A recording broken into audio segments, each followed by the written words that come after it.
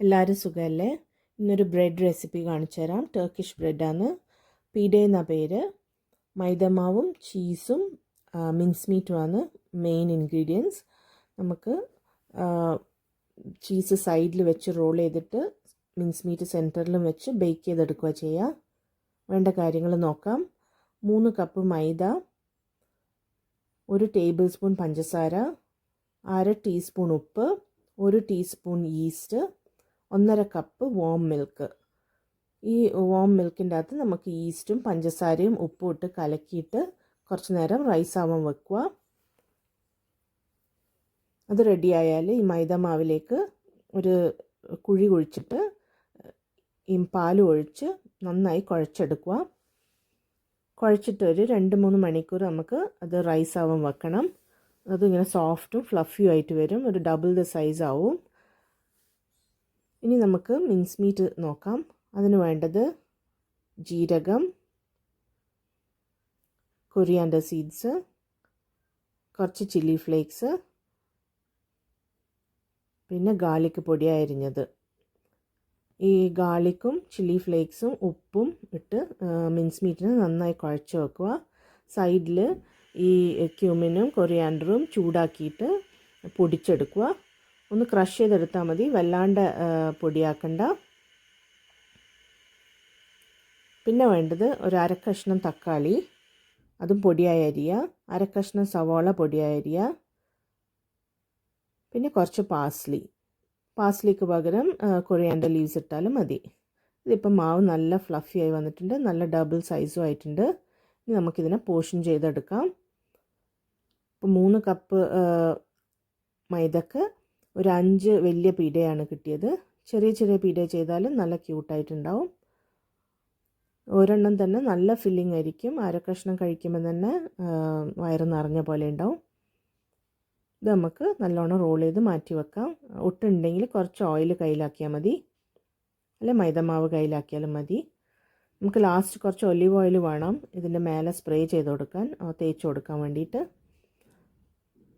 ഇത് പഞ്ചമാവായി.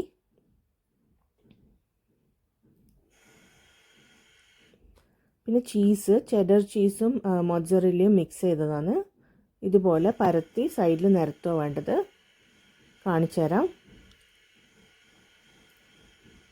പരത്തിയെടുക്കുക.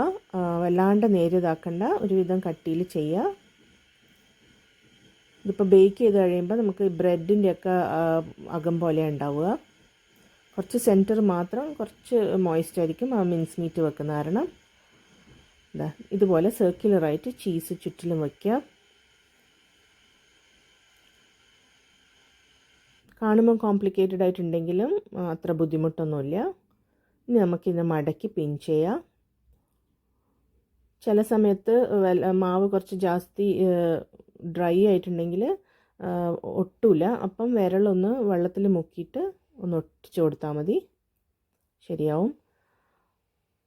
ഇത് ബേക്ക് ചെയ്യുമ്പം ഈ സൈഡ് ഇങ്ങനെ ഹോളോ ആയിട്ട് ചീസെല്ലാം അതിനകത്ത് മെൽറ്റ് ചെയ്ത് കിടക്കുന്നുണ്ടാവും. നല്ല ടേസ്റ്റാണ്. ഇനി നമുക്ക് ഈ പിറ്റിൻ്റെ അകത്തേക്ക് മിൻസ് മീറ്റ് ഇട്ട് കൊടുക്കാം. നമ്മൾ ടേസ്റ്റിനനുസരിച്ച് അതിൻ്റെ അകത്ത് പെപ്പർ പൗഡറും ഗരം മസാലയും ചിക്കൻ മസാലയും എല്ലാം ഇട്ടിട്ട് ചെയ്യാം.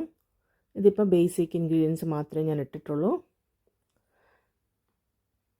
ഇതിങ്ങനെ നന്നായി പരത്തി വെച്ചിട്ട് അതിന് മേലെ കുറച്ച് ചീസും കൂടെ ഇട്ട് കൊടുക്കുക.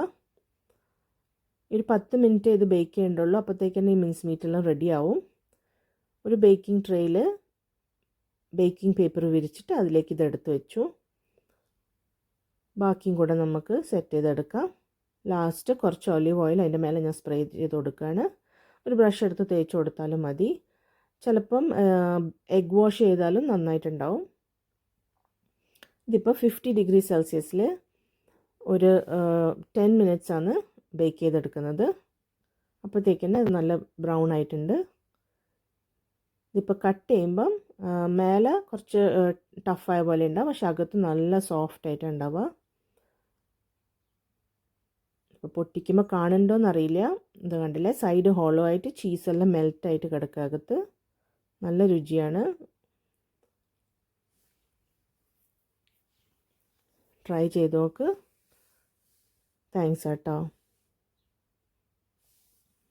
ഇതിനിപ്പോൾ സൈഡ് ഡിഷായിട്ടൊന്നും വേണമെന്നില്ല. ചെയ്യുന്നുണ്ടെങ്കിൽ കുറച്ച് യോഗട്ടും അതിൻ്റെ മേലെ ചില്ലി സോസ് എന്തെങ്കിലും വിട്ടിട്ട് ചെയ്യാം.